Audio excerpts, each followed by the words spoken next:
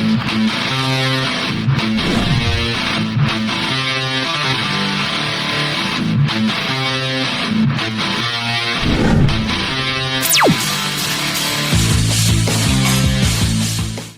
guys, welcome to CraterMania. I'm your host, Crater. Today is January the 5th, 2025, and I started this channel back on January the 1st. And if you've already checked out that introduction video that I put out, thanks for checking that out. I appreciate that, guys. So, before I begin with this week's movies, I would just like to let everyone know that instead of doing multiple videos per week, I'm just going to be releasing one video every weekend talking about all the movies that I watched that week. That way it's less stressful and a lot easier on me. And I also want to mention that because of the amount of movies that I'm going to be watching this year, these are not going to be full reviews. I may do that a little later on. I may release like individual movie full reviews. But for right now, because of, like I said, because of the amount of movies that I'm watching this year, these are just going to be brief little comments on how I personally feel about the movie, and maybe a few little cool, fun facts thrown in there too about them. So, anyway, since January 1st, I have watched 12 movies this week of the 500 movie goal, and I think that's a pretty good start for the first 5 days of the year. So let's go ahead and get started and start talking about those movies. Okay, so let's go ahead and kick this thing off with the number one movie on my list, and that being my favorite movie of all time, Gremlins. So just a little bit of a backstory. When I was a kid, before I had ever seen the movie, my brother had these movie tie-in books that they were like book and tape sets where you play the cassette tape, listen to the story, and you would follow along with the story in the book. And the book also had like pictures for different scenes in the movie and stuff. And he had a bunch of these. Like he had Gremlins and the Goonies and Last Starfighter and a bunch of different like 80s movies, ones that was coming out. But I remember my favorite to always listen to and read along with was the Gremlins one. Mainly just because of like the pictures that were in the book of like Gizmo and the Gremlins themselves. I always thought they looked super cool and crazy, and even though I didn't know a whole lot about them at that time as a kid. So I think I remember asking my mom to either like rent or buy the VHS tape. I can't remember what came first. I know she eventually did buy me the VHS tape of Gremlins, but I can't remember if we'd rented it first or not. But anyway, when I first finally watched it, I watched it with my brother, and I fell in love with the movie. I fell in love with Gizmo, the Gremlins, even though they were supposed to be the bad guys. I thought they were super cool, and maybe that's I am the way I am this day, where I'm so in love with horror, is because of Gremlins and all the chaos that's in that movie. I'm also a big fan of comedy, and that movie is like a perfect blend of comedy and horror, and that's kind of like Joe Dante, who's the director of Gremlins. That's his like signature style is putting in comedy and horror and even like social commentary type stuff into all his movies, and I think that's why he's like one of my favorite directors of all time. Now, my favorite scene in the movie has got to be the part where Billy's mom is in the kitchen, and she like hears the something upstairs, and the cocoons that the Gremlins were in from where they went through the metamorphosis from Mogwais to Gremlins. They've just hatched, and she hears all this noise coming from upstairs in Billy's room, and she goes up there, and she takes this kitchen knife with her to see what's going on, but she doesn't see anything up there. But then she hears the record player turn on downstairs, so she goes back downstairs and she goes into the kitchen, and there are these Gremlins in the kitchen. Like the first one she sees is like over there eating her Christmas cookies, and then it goes to start to eat out of the blender, and she turns the blender on and just like annihilates it, and then she's got that, like I said, she's got that kitchen knife in her hand, and she picks up this table as like a shield. And she just like she turns into like this warrior mom. And there's a second gremlin that's like coming out of like a kitchen cabinet, and like she just like charges it and stabs it to death. And then like she picks up like this can of flea and tick spray, and there's another gremlin over by the microwave, and like she sprays in the eyes and like shoves it in the microwave, and he explodes in the microwave. Um, then like she goes into the living room, and there's a gremlin in the Christmas tree, and it like attacks her. And then Billy comes in and pulls like one of the swords off the wall, and just cuts the that gremlin's head off, and it goes flying into the fire, in the chimney fire. And I just that is pure chaos. That whole scene is pure chaos, and I think I remember reading that scene took like several weeks to to film actually, because it was just so elaborate. But I love it. It's my absolute favorite scene in the whole movie.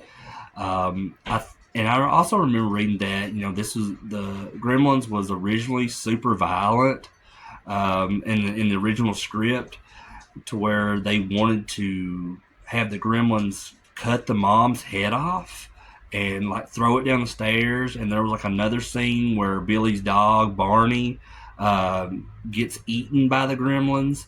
I mean, that would have been pure chaos. I mean, the movie is already like pure chaos in a funny way, but like if they had went with that original script, that would have been like pure chaos in a scary way.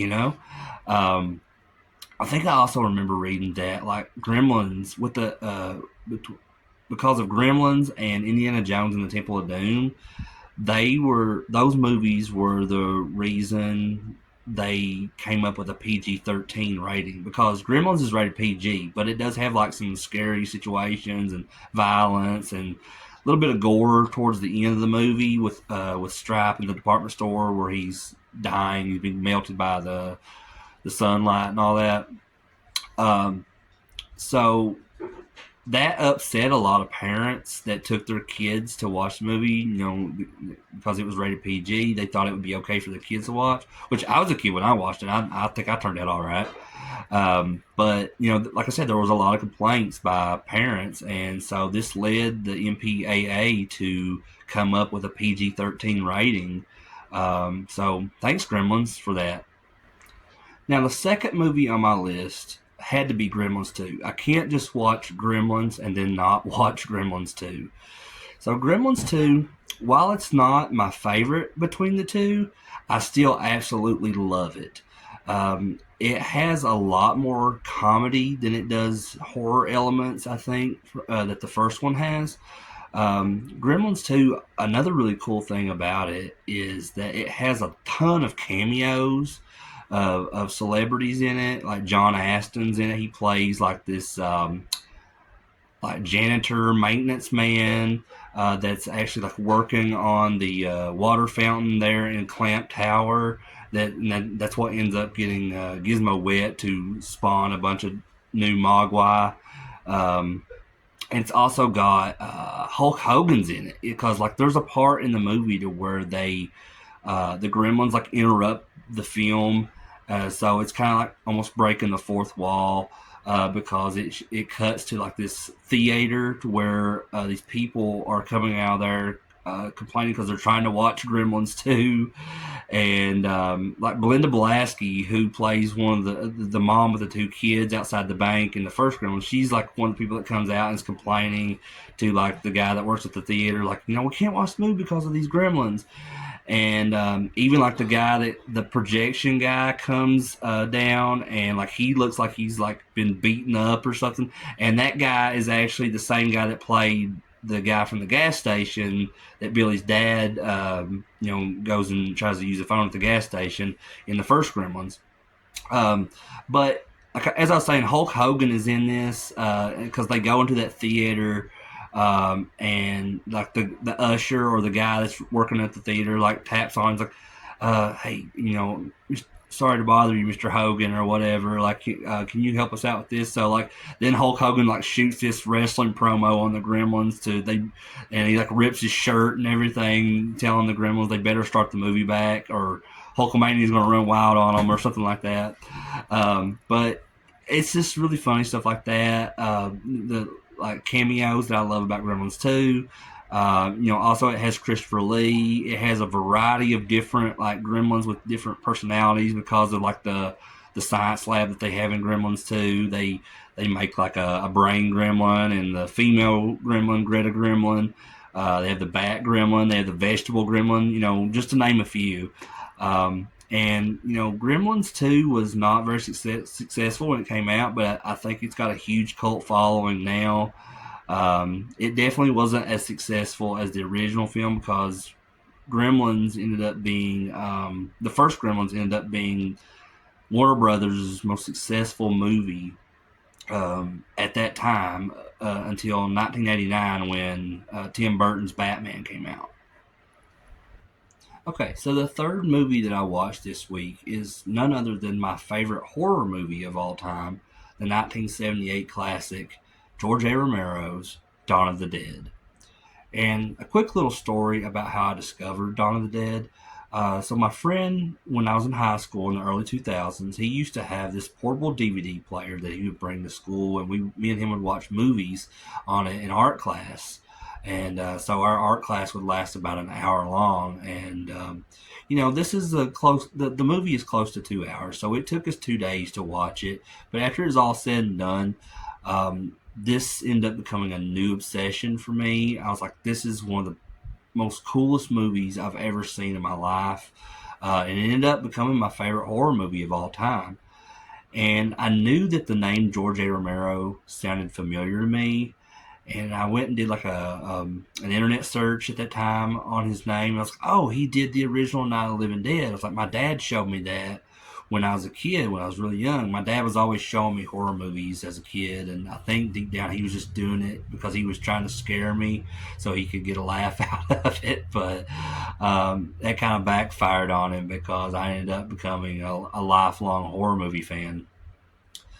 But I thought that was super cool that George A. Romero had did Night of the Living Dead and Dawn of the Dead, and I would find out later, he did other zombie films, Day of the Dead, and he did other horror movies like Creep Show, and even non-horror movies like Night Riders. And George Romero ended up becoming one of my favorite directors of all time as well. And he's actually in my top three.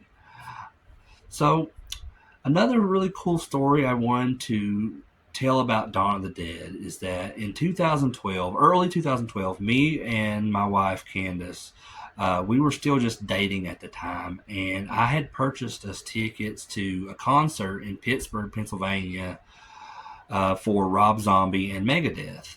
So we went to the concert, had a great time, and I remember talking to her. I was like, "Hey, do you want to go to the Monroeville Mall tomorrow, where they filmed the original Dawn of the Dead?"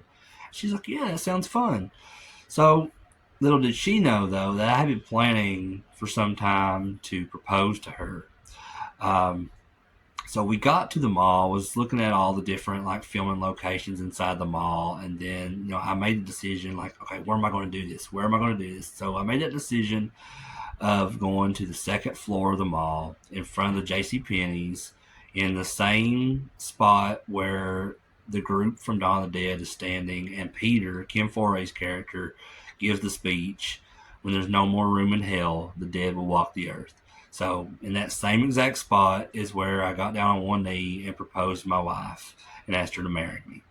And here we are, 13, almost 13 years later, and we're still together, and that's history.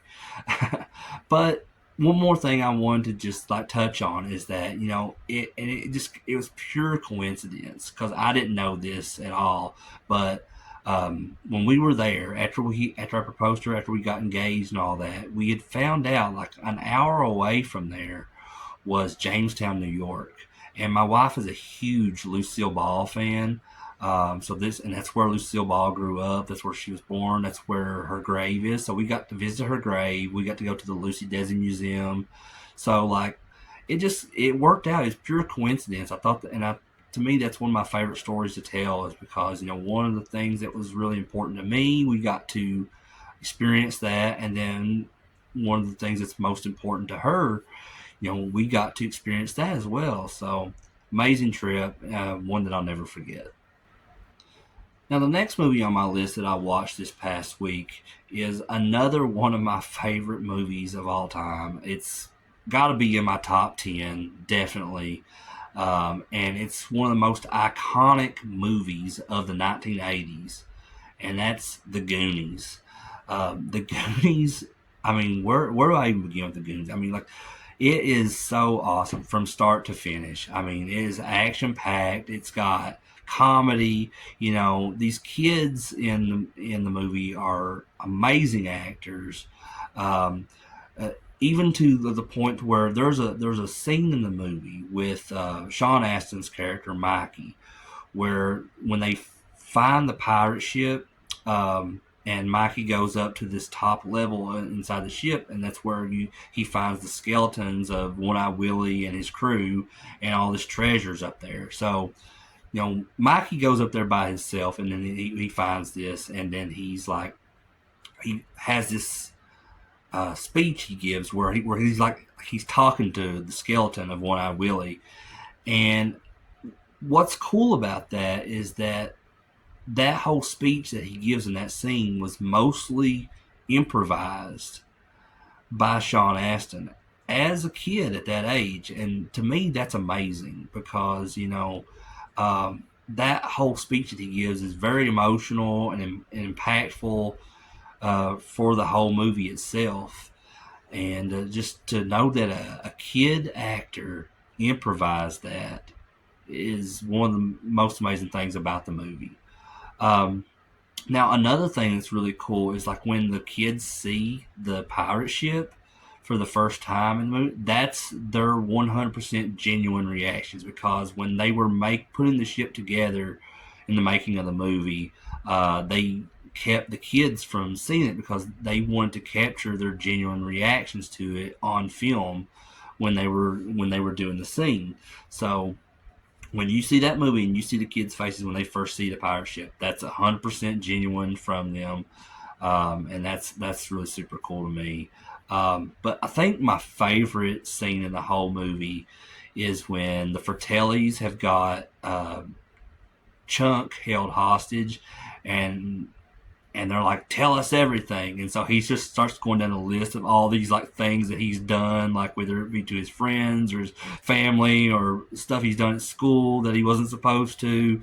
And as he's telling all this, he's crying, and apparently those were real tears from the actor in that moment as he's telling all that. That wasn't anything that they used effects to look like he was crying. He was actually crying when he was doing that scene. And that's just another amazing thing about the Goonies. And there's so much, like, from all of the well, most of the actors went on to be big, huge Hollywood stars. That when they were kids in the movie, Sean Astin went on to do Rudy and Lord of the Rings and Stranger Things and a ton of different things. And then you got Josh Brolin. He's been in multiple Marvel movies now as both Cable and Thanos. Then you have the guy, I can't think of the guy's name, but he played Data in the movie. He ended up winning an Academy Award, I think, in the last year or two. And it's like one of the most emotional and amazing award speeches I've ever seen. And just how grateful he was to Steven Spielberg is super cool. Then you got Corey Feldman, and nowadays Corey Feldman, he has his music career and he gets a lot of flack online from people, but I'll always be a Corey Feldman fan. Because not only he did the Goonies, but he's in the Lost Boys, he's in Dream a Little Dream, he's in License to Drive. He was the voice of Donatello in the first and third Ninja Turtles movies. He's at Stand By Me. The list goes on and on and on. Corey Feldman to me is a '80s legend, and even just legend overall in cinema, because he has been in some of the greatest movies ever made. But the Goonies overall, like I said, that there's so much I could go on and on about the Goonies, because and that is why it's one of my favorite movies of all time. I mean, it's absolutely iconic, and it'll never ever be forgotten. Okay, so the next movie on my list for this week is my third favorite movie of all time, right behind Gremlins and Dawn of the Dead, and that's The Monster Squad. And I had to choose to watch The Monster Squad right after I watched The Goonies, because both of those movies are so similar in a lot of ways. Like, if you look at The Goonies with the Fratellis, they're chasing after the kids throughout the movie. And in The Monster Squad, you got the monsters chasing after the kids throughout the movie. And not to mention that the Fratellis had a brother named Sloth who ends up befriending Chunk and the Goonies. Whereas in The Monster Squad, the Frankenstein's monster ends up befriending the kids in the Monster Squad. And I always thought that was super cool, like, because these both of these movies, their main cast are a group of kids who are set out on this adventure, but these adventures are very different. One being about trying to obtain pirate treasure to save their homes, and then the other just being about a bunch of kids who had this monster club, and then suddenly these monsters appear and they're just trying to fight for their lives. So very cool, both in their own ways. But out of the two, I gotta go with Monster Squad, just because one of the main focuses of the movie is the Universal monsters, being Dracula, Frankenstein, the Wolfman, the Mummy, and the creature from the Black Lagoon. And if anybody knows me really well, they know that Universal Monsters is one of my favorite things in life. You can see behind me, we actually have a Frankenstein, like a huge Frankenstein head hanging on the wall. And then my office throughout the house, in the back of the house, I have a ton of Universal Monsters merchandise everywhere. And maybe one of these days I'll do like a video on all my Universal Monster stuff, and people will like that. But with Monster Squad, it's up there as my third favorite movie of all time, because, like I said, the Universal Monster aspect, and just I really enjoy like these movies when I was growing up that where kids were a lot of the main cast.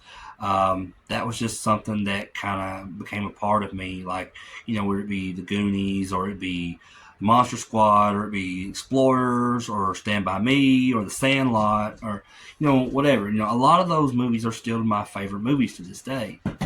And I'll actually be watching some of those later on throughout the year. So, with the Monster Squad, if you haven't seen that, I know that it's just kind of got this little cult following now, but for a long time, a lot of people didn't know what it was. But if you've never seen it, I highly recommend it. I absolutely love it. So the next movie on my list is one of the most iconic movies of all time, in my opinion, and not of just the 1980s, of all time. And I'm talking about Ghostbusters. Now, Ghostbusters has left a very impressive legacy over the past 40 years or more. I mean, there is fans that come from all generations that love Ghostbusters. For example, my son and my two nephews, Raiden and Henley, are huge Ghostbusters fans. And my other nephew, who is going on 20 years old now, I remember him growing up years ago when he was real little. He loved Ghostbusters. I mean, it's just so cool to see like generation after generation come along, and there's still Ghostbusters fans. And this is something that I grew up loving as a kid, because the movie came out 2 years before I was born. I was born in 1996, so the movie came out in '84. It was also released on the same day as my favorite movie of all time, Gremlins.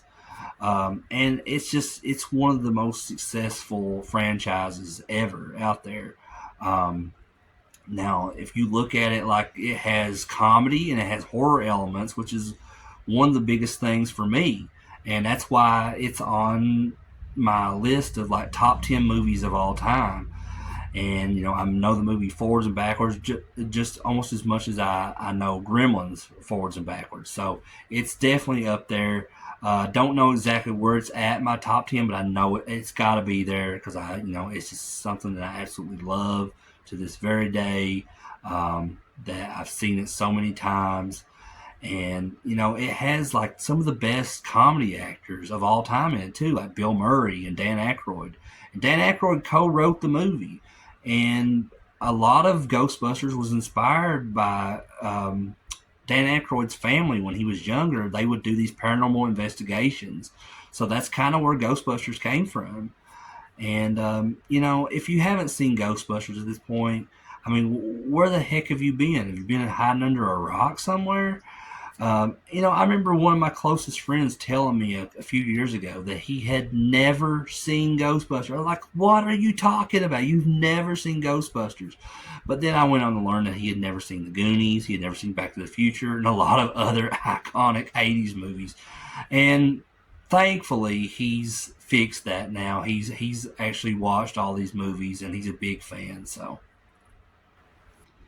the next movie on my list is one of the best movies I think that's ever been made, and I know it's one of my wife Candace's favorites. It holds a very special place in her heart because she would watch this movie with her grandfather when she was really young, and it's another Joe Dante movie, and that's The Burbs with Tom Hanks and Carrie Fisher and Bruce Dern, Corey Feldman. And the cast goes on and on. And this is one of the craziest movies that you'll ever watch. So basically, it's about these people that live in this neighborhood, and these people move into this creepy looking house in the neighborhood, and they don't know where they came from. They keep coming up with these like conspiracy theories of like they killed the original owners of the house and all that stuff. But they're not 100% sure throughout the movie. So this is just kind of like theories that they're coming up with. And a lot of it has to do with the guy in town, Art. He's kind of like putting in Tom Hanks' head and everybody else's head that something weird's going on. So you really just kind of have to watch the movie to see what ends up happening. But it's so awesome, and I remember reading that it is actually based off, or loosely based off of a true story, because of these people that lived in this neighborhood had this conspiracy theory going, and they had it all in their heads that these people that moved into this house in their neighborhood were serial killers.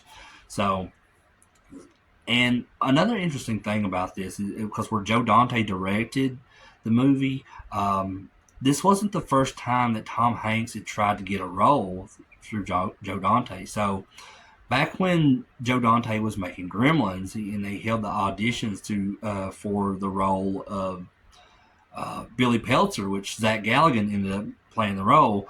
But there was several people that actually auditioned for that role of Billy Peltzer in Gremlins, including Rob Lowe and Judd Nelson, and Emilio Estevez, and Tom Hanks. And Tom Hanks ended up auditioning for the role of Gerald that Judge Reinhold got in Gremlins too, but he didn't get that either. So it was a tough break for Tom Hanks during Gremlins, but fortunately he did get to work with Joe Dante because he got the role of Ray in The Burbs, and I really couldn't picture anybody playing that role of Ray better than what Tom Hanks did. Especially, there's a scene at the very end of the movie, and I don't want to give it away if you've never seen The Burbs, but the ending to The Burbs is one of the funniest and craziest endings to a movie of all time. And that's all I can say, because, like I said, if you've not seen the movie, you gotta watch it, and because that ending is just pure awesome. Um, and there's this group that I actually even joined on Facebook, where all these people that are fans of The Burbs, and I think the group is called The Burbs is the best movie ever made, or something like that. So people are always putting really cool posts and making memes and stuff, and from different scenes of the movie. Um, Yeah, like if you've not seen The Burbs, go watch after this video. Go watch The Burbs. That's one I highly recommend. Okay, so the next movie on my list this week is The Terminator. And this is another movie that's on my top 10 favorite movies of all time list. I think it's one of the best action films. I think it has some of the best music in a movie. James Cameron is just a genius, in my opinion. I remember reading when he was making the Terminator, he was heavily inspired by John Carpenter's Halloween, so that's why there's like a lot of similarities with the Terminator and Michael Myers. They're both like these unstoppable forces. They're chasing after this woman, and nothing's going to stop them from getting to her. Then I also remember reading that James Cameron he was ill. He was in Rome and he was very ill at the time, and he just had this fever dream. And what ended up being the idea to make the Terminator. And if you think about it, that's kind of weird to think about, because especially nowadays where AI is very prominent in our world. Um, and it's just something that's very trendy and kind of taken over right now is AI. And if you look at the Terminator, that's basically what the Terminator is like this AI that's kind of taken over. And Kyle Reese, there's a line from Kyle Reese in the movie where he's talking to Sarah, and he says, or Sarah actually says to him, like, these things don't even exist yet. It exists, and he says, well, not yet, not for another 40 years. And the movie came out in 1984, and 40 years from 1984 was 2024. And in the year 2024 last year, AI became one of the biggest things, and it just keeps evolving more and more. And you can kind of look at that as like a conspiracy theory. Is like, is Skynet becoming a real thing? Is Skynet going to take over the world? Is there going to be this war of humans against the machines? I think it's just a huge coincidence when it comes to that. But yeah, but it's fun to think about, because the world is getting kind of crazy now with AI, and it's almost coming scary. Like and it's everywhere. It's everywhere. But back to the movie, I feel like it's got some of the best music out there. It's got some of the best action sequences. The whole iconic line "I'll be back" by Arnold was improvised, so that's very cool. Like, that wasn't even a part of the script. But again, like I said, this is one of my favorite movies of all time. This is definitely top 10. Both it and T2 Judgment Day are in my top 10. You can't go wrong with Arnold Schwarzenegger. I absolutely love the guy. I would love to meet him one of these days. I don't know if that'll ever happen, but I would. It would just be a dream come true. So the next movie on my list is, of course, Terminator 2 Judgment Day. And as I stated before, the first Terminator film and Terminator 2 are both on my top 10 favorite movies of all time list. But out of the two, Terminator 2 is definitely my favorite of those. I have more memories with it because, like, the movie came out in 91. I was like 6 years old at the time when the movie came out. So it's a little bit more memorable and special to me because at that time they were also coming out with a toy line of action figures. I had all those. I was just really big into Arnold Schwarzenegger at the time as well. It's also a movie that me and my brother really share with one another, and we watched it a lot when I was younger, and we still talk about it to this day. Um, I also enjoy it because there is a kid in it, that, and when you're a kid watching movies, and there's a kid actor in the movie, you're always going to kind of like connect with that character. And the introduction to John Connor as a kid in this movie, whereas he's being protected by the good guy Terminator and Arnold. I love their relationship because even though the Terminator is this cybernetic organism, John is trying to teach him all these different ways to be more human. He's teaching him like modern lingo, like "hasta la vista, baby," and telling people to chill and stuff like that. It's very cool, and that's one of my favorite things about Terminator 2 is their relationship. And when they first rescue Sarah from the mental institution in Terminator 2, she's still kind of stern with John, and he starts crying, and the Terminator sees that, and he's like, "Why do you cry?" And then that kind of evolves as the film goes on, and then in the end, there's the talk between John and the Terminator, and he says, "I now know why you cry," and he gives that whole speech, and it's just you know as much action and like suspense and a lot of like even horror involved in the Terminator films, there's a really a sense of beauty in those films as well. And I'm not ashamed to say that every time when Arnold goes down into the molten lava at the end of Terminator 2, and the last thing you see is the thumbs up as he goes down into the lava, is it's heartbreaking to me, and it makes me cry every time. I can't lie about that. So the last three movies that I watched this week, and I want to talk about all of these as a whole, and because they all are kind of like just take place one right after the other.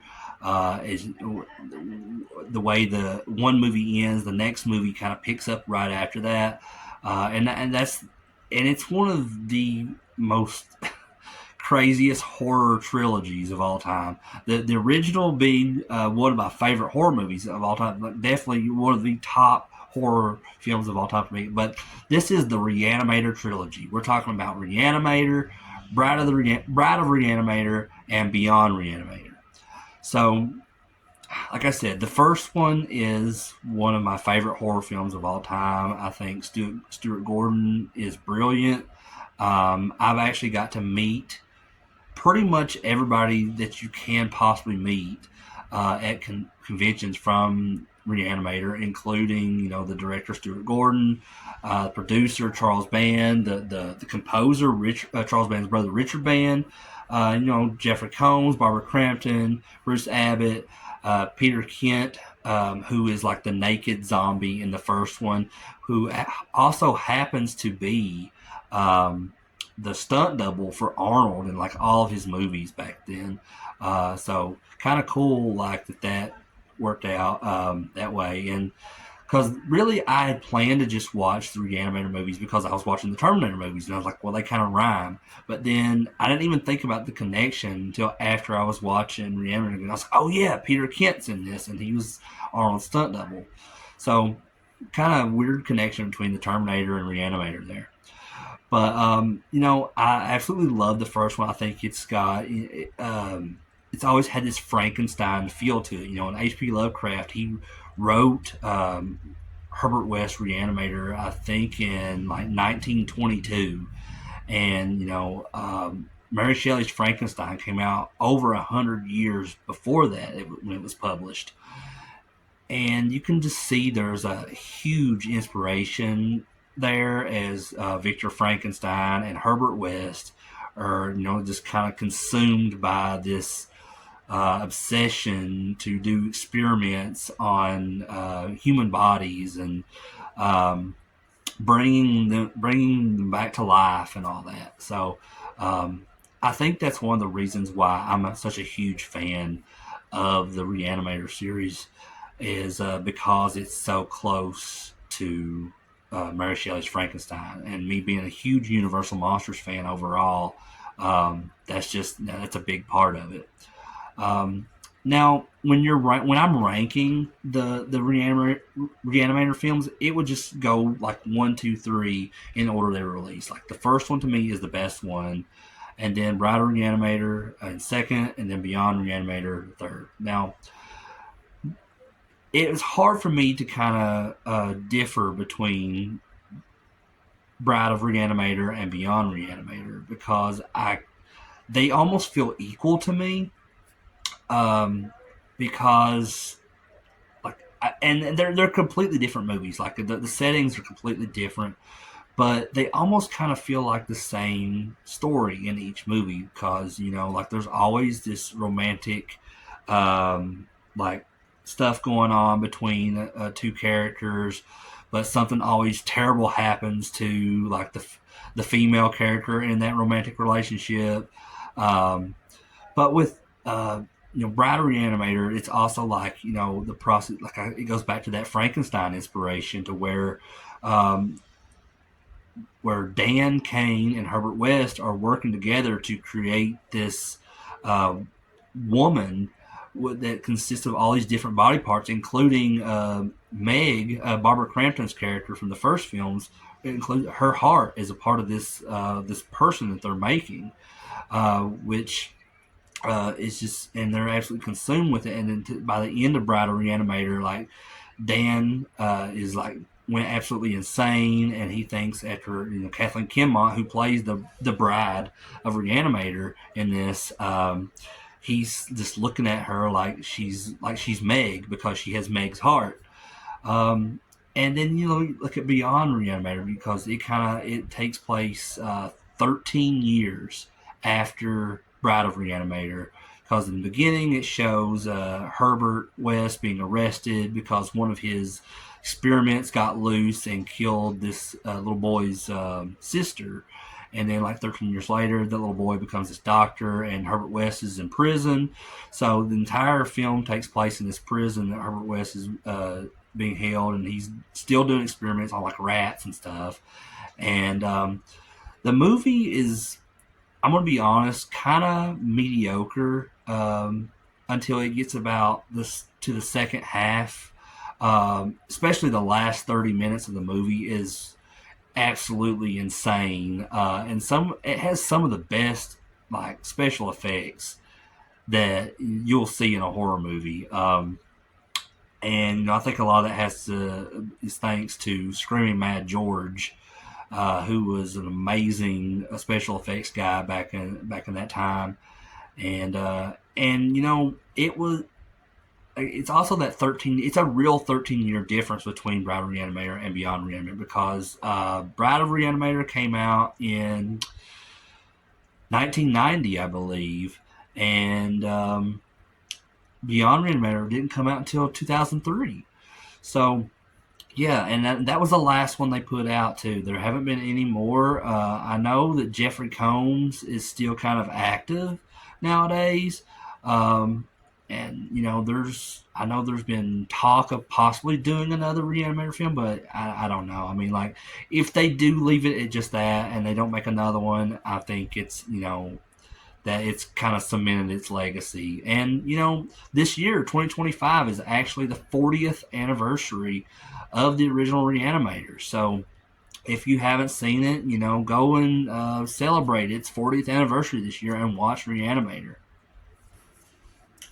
So I think that's it, guys, for this week. Like I said, I think it's a pretty good start to this 500 movie goal that I'm doing. Is 12 movies within 5 days. I think so. With this upcoming week, I'm going to have even more time to possibly do even more movies. But I think I may try to just keep it around like 10 to 12 movies per video that I do every week. If you guys checked out this video, I really appreciate all of you for watching. Spending this time with me and joining this ride with me of trying to watch these 500 movies in 2025. If you like this video, give this video a thumbs up. Subscribe to the channel. Let your friends, your family know. Spread the word about CraterMania. Because we're running wild here on YouTube now, folks. And again, I just appreciate all of you for being here with me. And I will see you guys next week.